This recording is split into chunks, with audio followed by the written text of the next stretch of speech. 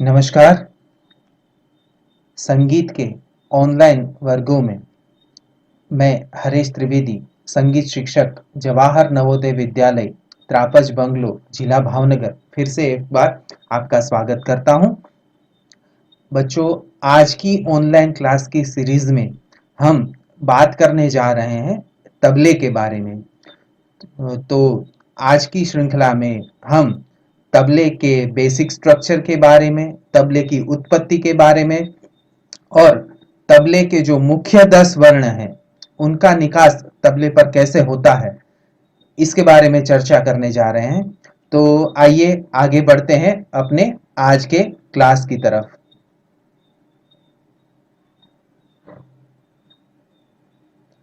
तो बच्चों, आप जैसा जानते हैं कि तबला हिंदुस्तानी संगीत का एक अति प्रचलित ताल वाद्य है। हिंदुस्तानी संगीत का ही नहीं केवल, लेकिन आप अगर लाइट म्यूजिक की बात करें, गजल की, या और सूफी संगीत की बात करें, हम गजल की बात करें, हम लोक संगीत की बात करें, तो तबला आजकल एक बहुत प्रचलित ताल वाद्य के रूप में अपनी एक पहचान बना चुका है। ये सिर्फ संगत का वाद्य ही नहीं रहा, बल्कि आजकल तबला सोलो के भी प्रोग्राम होते हैं। मतलब एकल तबला वादन में भी बहुत लोग बहुत बखूबी से इसको प्रस्तुत कर रहे हैं। तो ठीक है, तो ये जो वाद्य है, ये इसकी उत्पत्ति के बारे में हमारे विद्वानों में कुछ मतभेद है। बहुत सालों तक तो हम यही समझते रहे कि पखावज या मृदंग को बीच में से काट करके उसके दो भागों को अलग करके तबला बनाया गया।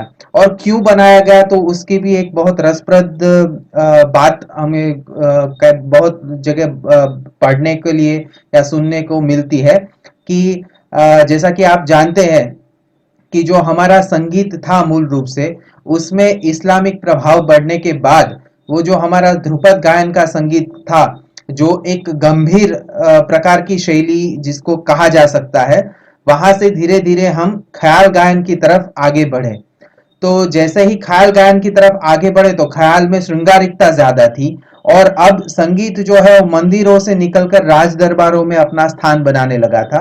तो स्वाभाविक बात है कि एक संगीत जो कि केवल ईश्वर प्राप्ति के लिए जो गाया बजाया जाता था, मंदिरों का संगीत जिसे कहा जाता था, तो उसमें एक प्रकार की गंभीरता, या आप ये कहें कि एक प्रकार से वहां पर कुछ उसका मोटिव अलग था। लेकिन जब वो राज दरबारों में आया तो उसका मूल उद्देश्य ईश्वर प्राप्ति के साथ साथ ये रहा कि वहां एक आनंद, एक आनंद का भाव भी उसमें आने लगा। तो उसके सौंदर्य शास्त्र की तरफ ज्यादा विचार बढ़ने लगा।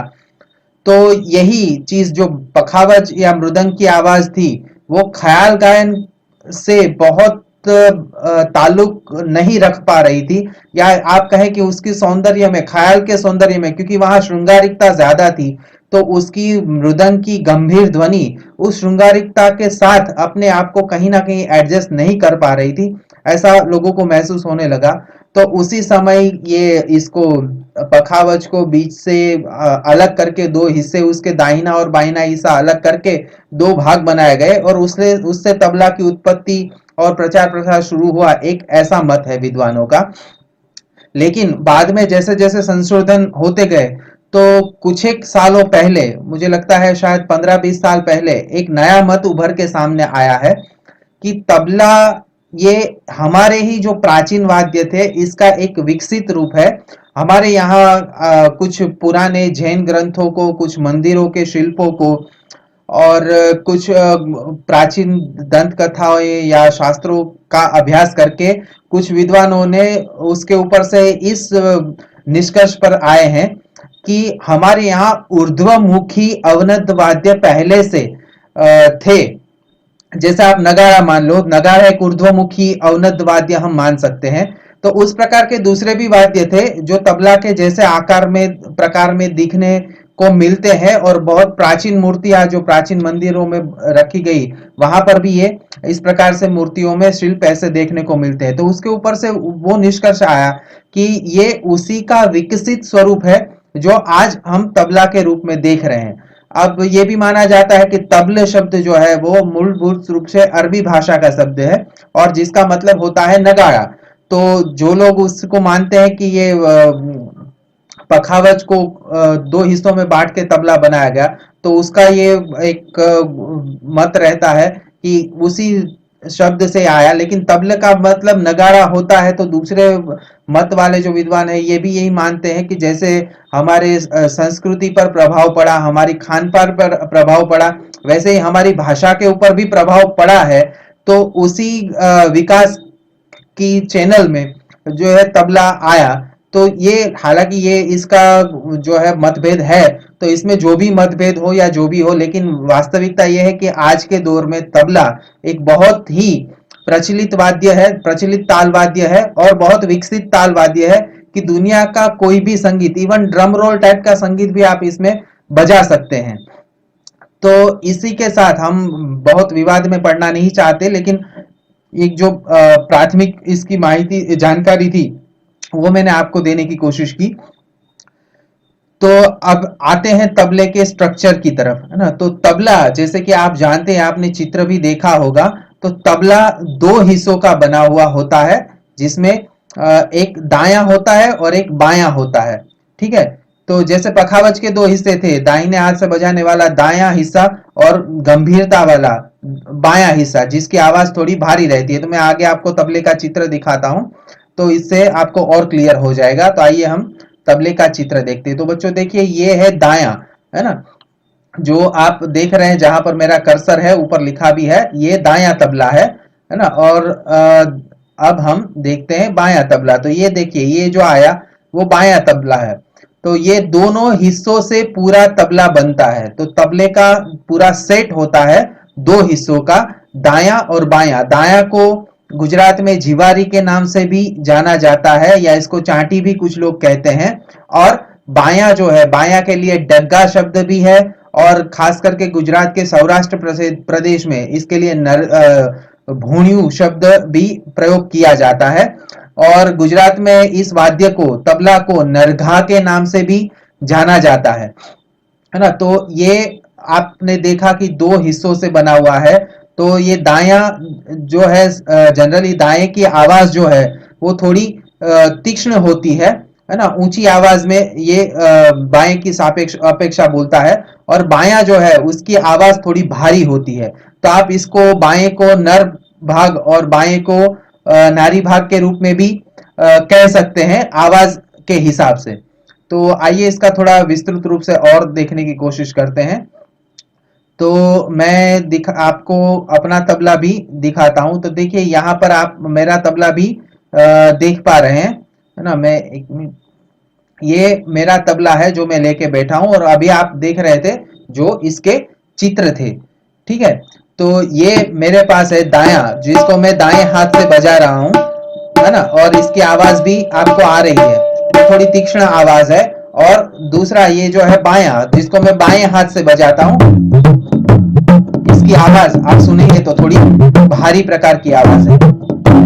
तो ये हो गया तबला। तो आइए हम देखते हैं दाहिने तबले के अंग, मतलब मेरे इस तबले के अंग।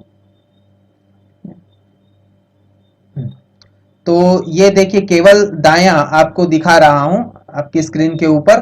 तो दाएं तबले में जैसे आप देखेंगे, तो एक लकड़ी का पूरा, मैं अपने तबले को भी सीधा कर लेता हूं तो आपको दिखेगा पूरा, है ना। तो देखिए, ये ऊपर बीच में, एकदम बीच में आपको ये जो काला भाग दिख रहा है जहां पर मेरी उंगली है, इसको बोलते हैं स्याही, है ना। उसके बाद स्याही के आसपास का जो हिस्सा है जहां पर मैं अपनी उंगली घुमा रहा हूं, इसको बोलते हैं मैदान अथवा लव। उसके बाद ये देखिए, मैदान के चारों ओर जो ये पार्ट है ना, थोड़ा अलग निकला हुआ पार्ट है, तो इसको बोलते हैं चाटी। तो देखिए, यहाँ पर आपको तीन लेयर दिख रहे हैं। ये पहला लेयर मेरा जहां पर है, मेरी उंगली है, इसको चाटी कहते हैं। उसके बाद चाटी के बाद आता है मैदान, और मैदान के बाद एकदम बीच में चले जाएंगे तो ये काला सा भाग होता है, इसको स्याही बोलते हैं। स्याही को एक विशेष रूप के एक चिकने पदार्थ से बनाया जाता है ना। और इसके बाद ये देखिए, यहाँ गूथा हुआ भाग आपको दिख रहा है जहां मैं उंगली घुमा रहा हूं, है ना, चाटी के चारों ओर। तो जिसके अंदर से डोरी पसार हो रही है, तो इसको बोलते हैं गजरा, है ना। ये गूंथा हुआ भाग होता है, चमड़े से गूंथा हुआ, इसको गजरा बोलते हैं। तो ये चारों भाग जब मिल जाते हैं, गजरा, चाटी, लव और शाही, तो इसको हम बोलते हैं पूड़ी। ये जो पूरा हिस्सा है उसको हम जानते हैं पूड़ी के नाम से, इसको कहेंगे पूड़ी। तो पूड़ी में के चार हिस्से हो गए, गजरा, चाटी, मैदान या लव और शाही। तो इन पूरे से जो बनता है ये होता है हमारे पूड़ी बोलते हैं इसको। ये जनरली बकरी की चमड़ी से बनाया जाता है ना। इसके बाद आप देखिए कि यहां पर गजरे के आसपास ये जो है एक आपको चमड़े की पट्टी जैसा आकार दिखेगा, है ना, जिससे कि इस पूड़ी को कसा हुआ है ढांचे के साथ, है ना। तो ये जो पट्टियां आपको दिख रही है, जहां मैंने उंगली भी अपनी लगाई है और आपको फिगर में भी दिख रहा है रेड एरो के सामने, तो इसको बोलते हैं बद्धी, है ना। इसको बोलते हैं बद्धी। ये काम क्या करती है, ये जो पूड़ी है, पूड़ी का हिस्सा है, उसको तबले के ढांचे के साथ कस के रखती है, ठीक है। इसके बाद आप देखिए लकड़ी के कुछ टुकड़े आपको यहां दिखाई दे रहे हैं, है ना। तो ये जो लकड़ी के टुकड़े हैं इसको बोलते हैं गट्टा, है ना। आपके फिगर में भी है, मैंने यहाँ अपना एरो लगाया और मैंने अपने तबले में अपनी उंगली लगाई है। तो ये गट्टा, ये क्या काम करता है कि ये जो डोरी पसार पास होती है यहाँ इसके ऊपर से, तो जैसे ही हम इसको नीचे ले जाते हैं तो वो एक तनाव खिंचाव लाते हैं डोरी में, इसको टाइट करते हैं, जिसके कारण पूड़ी भी टाइट होती है और उसका जो स्वर है वो ऊपर जाता है। तो जब हम तबला मिलाते हैं तो ये गट्टे का प्रयोग करना पड़ता है, गट्टे का और गजरे का प्रयोग करते हैं हम तबले को स्वर में मिलाने के लिए। उसके बाद का पार्ट देखें तो उसके बाद आप ये पूरा चीज जो है यहाँ पर ये देख रहे हैं कि ये लकड़ी का बना हुआ एक ढांचा है। तो ये लकड़ी का ढांचा या इसको कोठी भी कहते हैं, है ना। तो लकड़ी का ढांचा जो है अंदर से खोखला होता है, एक तिहाई जितना, एक तिहाई से कभी कभी दो तिहाई भी होता है।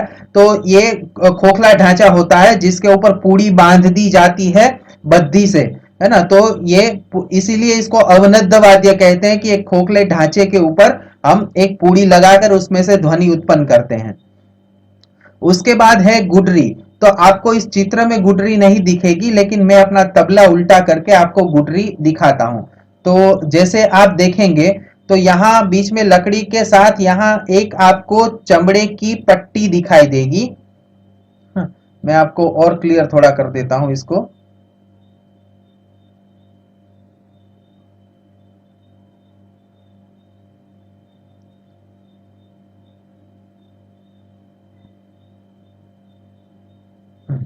देखिए अभी आपको ये दिखेगा कि मेरा जो तबला है यहाँ पर चमड़े की पट्टी है ना। तो ऊपर गजरा है, गजरे से पास होके ये बद्धी यहाँ पर आती है और नीचे ये जो गोल भाग है इसको गुडरी बोलते हैं। तो गुडरी और गजरे के बीच में डोरी जो है ये इसको अच्छे से कस के रखती है, ठीक है। तो ये हो गया अपना ये पार्ट।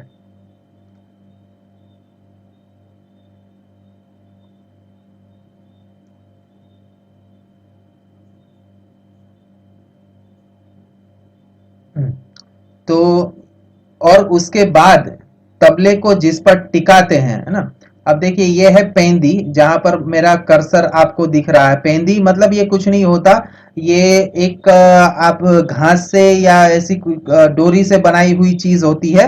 ये एक सर्कल आकार की चीज होती है जिससे तबला जमीन से थोड़ा ऊपर रहे ताकि इसकी आवाज दबे नहीं, खुली आवाज में तबला बज सके, ठीक है। तो ये हो गए हमारे दाहिने तबले के भाग। इसी तरह आपको बाएं के अंग दिखाते हैं। तो देखिए नीचे आपको मेरा बायां दिख रहा है, ऊपर आपको ये बाएं का चित्र भी दिख रहा है। तो लगभग सेम ही भाग है, थोड़ा सा अंतर है। तो जैसे बीच में यहां पर हो गया तो ये है स्याही, ठीक है। जो बीच का ये काला भाग है, मैं आपको फिर से एक बार दिखाने की कोशिश करता हूं। तो देखिए यहां पर ये जो काला भाग है इसको बोलते हैं स्याही, ठीक है। इसके बाद स्याही के बाद यहाँ पर भी ये जो बड़ा सा भाग दिख रहा है आपको व्हाइट, ये इसको बोलते हैं मैदान अथवा तो लव। ठीक है, उसके बाद जैसे हमारे दाहिने तबले में जिसको हम चाटी कहते थे, यहाँ बाएं में हम इस पार्ट को कहेंगे गोट। इसको गोट बोला जाता है, इसको चाटी नहीं बोला जाता। चाटी होता है अपने दाहिने तबले में, लेकिन बाएं में इसको गोट बोलते हैं। ठीक है, गोट के बाद सेम वहां ये गजरा है, और ये गजरा, गोट, मैदान और स्याही, ये चारों भाग मिलके हमारी पूड़ी कंप्लीट हो जाती है। उसके बाद यहाँ पर भी सेम आपको बद्दी देखने को मिलेगी। जैसे मैं अपना तबला उठाता हूं तो यहाँ पर भी बद्दी भी है, और ये आपको ये गुडरी भी दिखाई दे रही है। तो बद्दी और गुडरी यहाँ पर भी है, सेम भाग है, इसलिए मैं थोड़ा इसको वो कर रहा हूं इसमें से, है ना, बहुत इसमें हम समय नहीं लगा रहे हैं। ठीक है, तो उसके बाद दोनों ही सेम पार्ट हो जाएंगे, बद्दी। और ये जो है ये मेटल का बना हुआ होता है, कहीं कहीं लकड़ी का, ये मिट्टी का भी यूज होता है, लेकिन मिट्टी का आजकल प्रचार में बहुत कम है। ये जो पार्ट होता है ये मेटल का होता है, जनरली पीतल, तांबा या स्टील में भी ये उपलब्ध होता है। तो सामान्य रूप से माना जाता है कि तांबे का बाया जो है उसकी आवाज श्रेष्ठ होती है।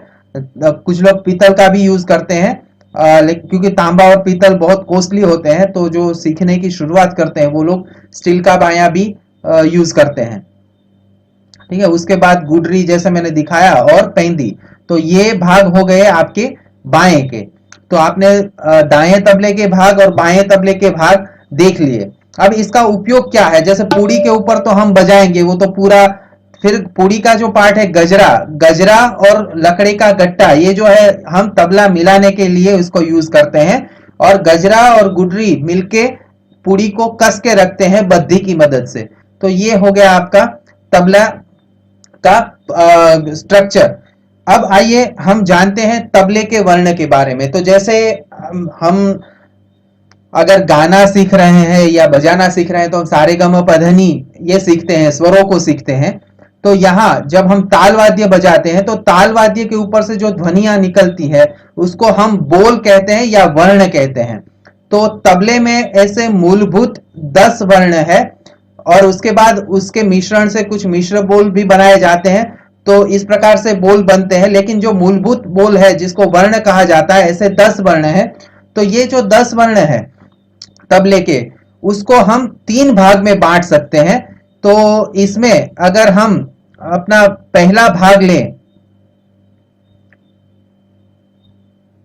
तो पहला भाग हमारा, हम ये कह सकते हैं कि केवल दाएं तबले पर बजाए जाने वाले बोल, उसको हम पहला एक प्रकार कह सकते हैं।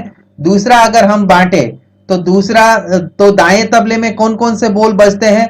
तो इसमें है ता अथवा ना, फिर तीन, है ना, और उसके बाद ती अथवा तीन, उसके बाद तुन, है ना, उसके बाद का बोल है ते, उसके बाद का बोल है रे अथवा टे, और इसके बाद का एक बोल है दिन अथवा थुन। तो ये मैं आपको डिटेल में बोल बताता हूं। तो केवल दाएं तबले पर 6 बोल हमारे पास है, ता अथवा ना, उसके बाद तीन, है ना, उसके बाद है, उसके बाद है ते, उसके बाद है टे, है ना, और उसके बाद है दिन। ठीक है, तो ये 6 बोल हमारे केवल दाएं पे बजने वाले बोल है। इसके बाद बाएं तबले पर बजने वाले वर्ण,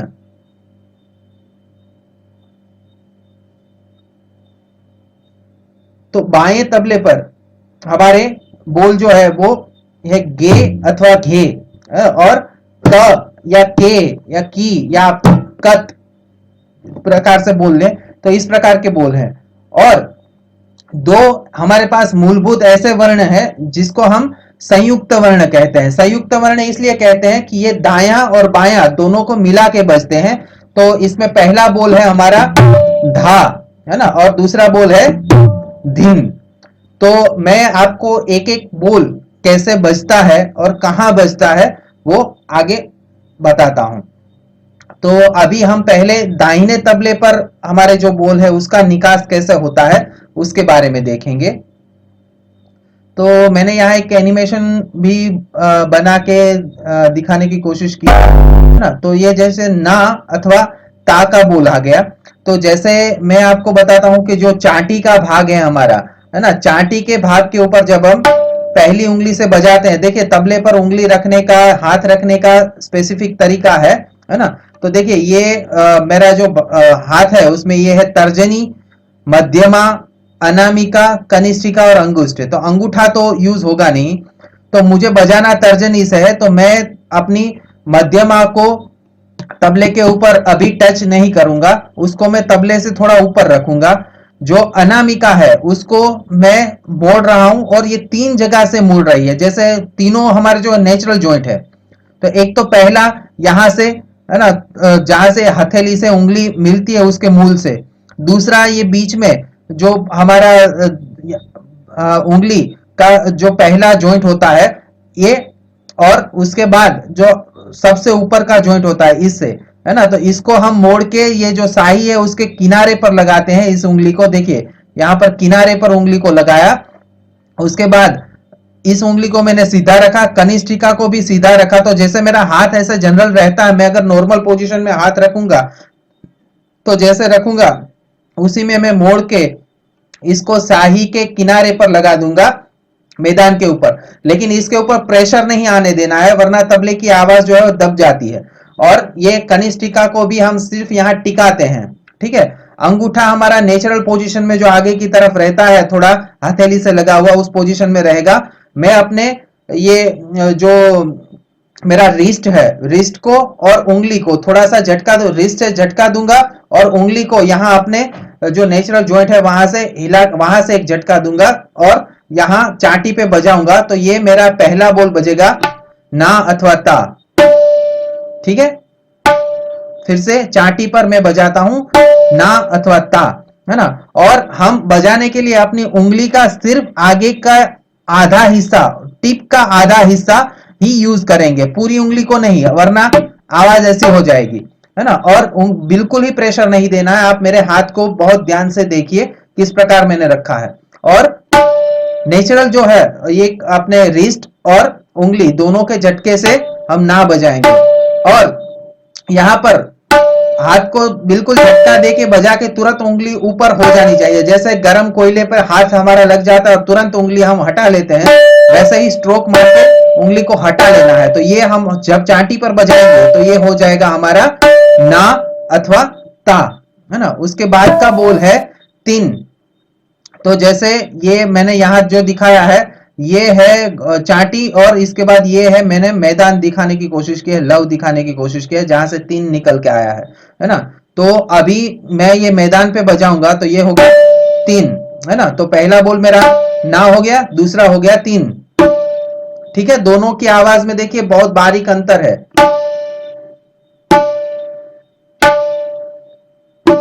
तो ये हो गया ना, ये हो गया तीन। तीन कहां बजा रहा हूं मैं? मैदान के ऊपर, जहां मैदान और शाही का भाग एक हो रहा है ना। ये हो गया मेरा तीन, और उंगली मेरी लगी हुई है पूड़ी के ऊपर। बाद का बोल है तुन। तो तुन जो है उसको खुला बोल कहा जाता है ना। तो मैं कैसे बजाऊंगा? तो ये शाही का जो किनारा है, मैदान और शाही जहां मिल रहा है, जैसे मैं तीन बजा रहा था, तीन की तरह ही मैं तुन बजाऊंगा, लेकिन सिर्फ मैं अपनी तीसरी उंगली, मतलब ये जो मैंने अनामिका को यहां सटा के रखा है, लगा के रखा है, उसको मैं हटा दूंगा और ये जो बजाऊंगा तो ये आवाज आएगी तुन, ठीक है।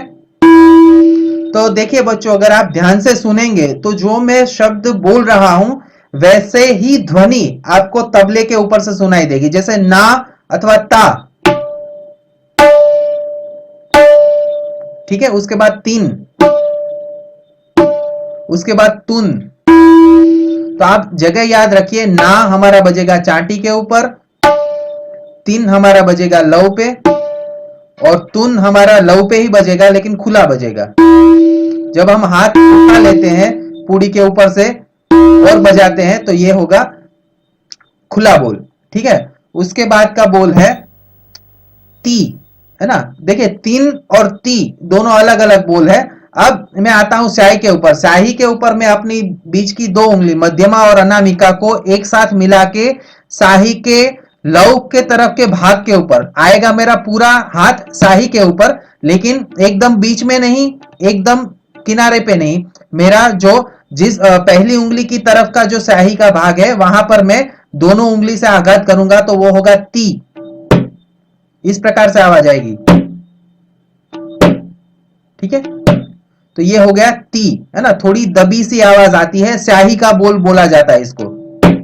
और बिल्कुल शाही के किनारे पर हमारी जो दोनों उंगली होगी, दोनों में से पहली जो उंगली होगी हमारी मध्यमा, वो बिल्कुल शाही के किनारे पर रहेगी।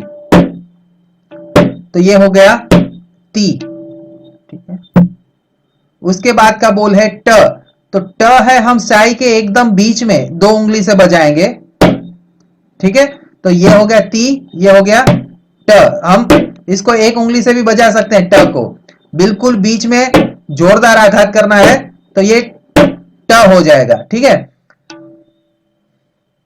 तो देखिए यहां पर मैंने जो ती और ट बताया, तो यहां एक चीज और ध्यान रखनी है कि ती अगर हम उसको घसीट के थोड़ा हल्के से बीच में आघात करते हैं तो इसको र कहते हैं, और जोरदार आघात होगा तो वो ट होगा। तो जैसे मैं ती ट ये बजा के दिखाता हूं, ये हो गया ती ट, ती ट।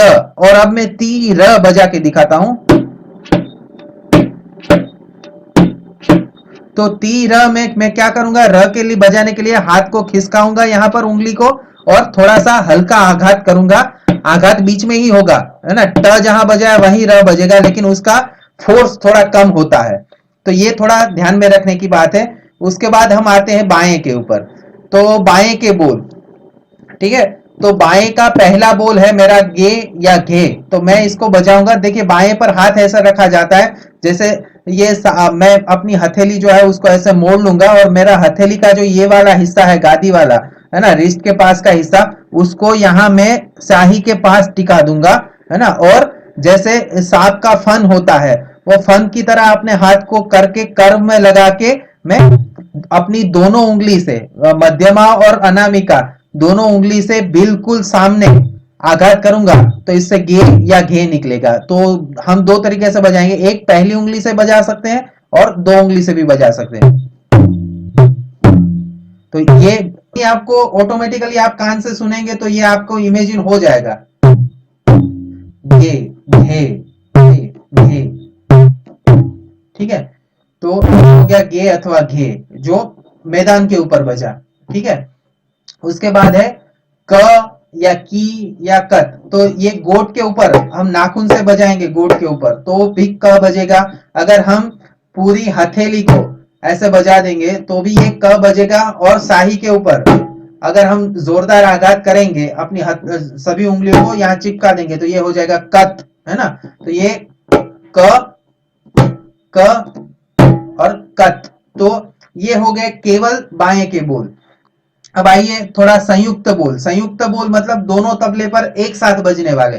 तो जैसे हम अपने दाहिने तबले में चांटी के ऊपर ना या ता बजाएंगे और उसी समय हम बाएं के ऊपर घे बजाएंगे तो ये हो जाएगा धा, है ना। देखिए कैसे बजता है, चांटी और ये दोनों, है ना। तो आपने देखा कि जैसे एनिमेशन जो होगा तो आप देखिए यहाँ पर लाइट हो जाएगी येलो कलर की, तो ये चांटी भी येलो कलर की हो जाएगी, यहाँ मैदान भी येलो कलर का हो जाएगा क्योंकि हमारा इसके ऊपर बज रहा है, ठीक है। तो तबले पर ये ऐसे निकलेगा, ठीक है। मैंने यहाँ चांटी पर पहली उंगली से बजाया तर्जनी से, और सेम टाइम पे मैंने बाएं के ऊपर घ बजाया, तो ये हो गया धा। उसी तरह आप अभी देखिए एनिमेशन में कहा ब्लिंक हो रहा है। तो आपने देखा कि पिंक कलर से यहाँ दाएं तबले के मैदान में और बाएं तबले के मैदान में, तो ये दोनों एक साथ बजाने से धीन बजेगा। तो मैं तबले पर दिखाता हूं, धीन। तो यहाँ पर मैं तीन बजाऊंगा और यहाँ पर गे बजाऊंगा, तो ये हो जाएगा मेरा धीन। तो फिर से धा, चाटी और बाया दोनों मिला के धा, और मैदान और बाया दोनों मिला के धीन। तो ये हो गए तबले के मूलभूत 10 वर्ण। तो आज की क्लास में हम इतना ही रखते हैं। मैं फिर से 10 के 10 वर्ण आपको बता देता हूं।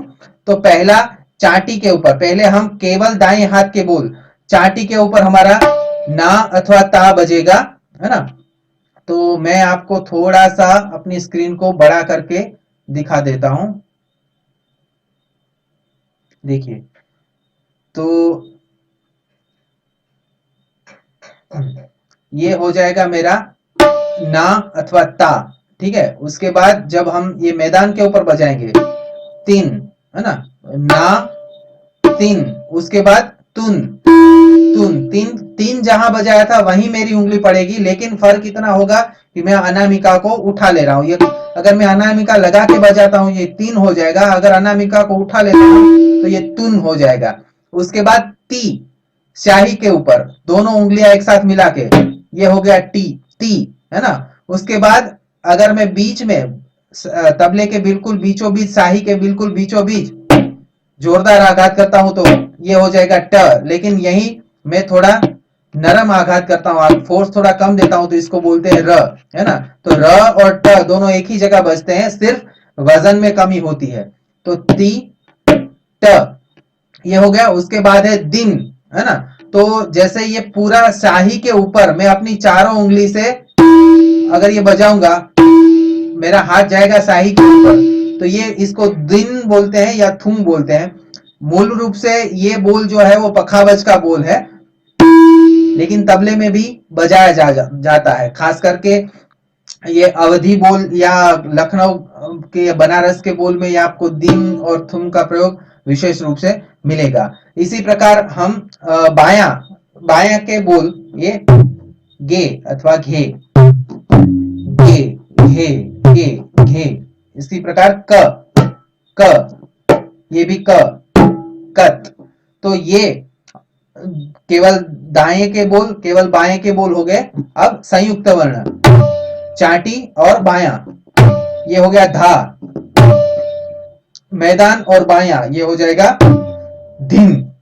तो आपने देख लिए ना अथवा ता, तीन, तुन, ती, ट, दिन, घे, क, धा, दिन।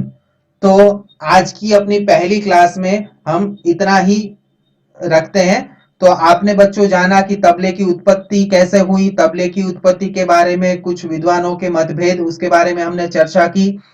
तबले का स्ट्रक्चर हमने देखा, दोनों ही तबले का दाएं का स्ट्रक्चर कैसा होता है, उसके अलग अलग भाग क्या होते हैं, बाएं का स्ट्रक्चर कैसा होता है, उसके अलग अलग भाग क्या होते हैं, और तबले के जो मूलभूत 10 वर्ण है उसको बजाने का तरीका हमने सीखा। इसके अलावा भी तबले के बहुत सारे बोल है, जैसे तीर कीटे हो गया, धूम कीटे हो गया, धीरे धीरे हो गया, ये बहुत बोल है। इसको हम आगे जैसे जैसे बढ़ते जाएंगे तो हम इसको सीखते जाएंगे। अभी आज की पहली क्लास में हम तबले का परिचय यहां तक रख के इस क्लास को हम एक विराम देते हैं, और अगली क्लास में हम कुछ इन बोलों का कुछ रियाज कैसे करना है तबले के ऊपर उसके बारे में सीखेंगे। तो फिर से मिलेंगे अगले हफ्ते एक नई क्लास के साथ। तब तक के लिए धन्यवाद।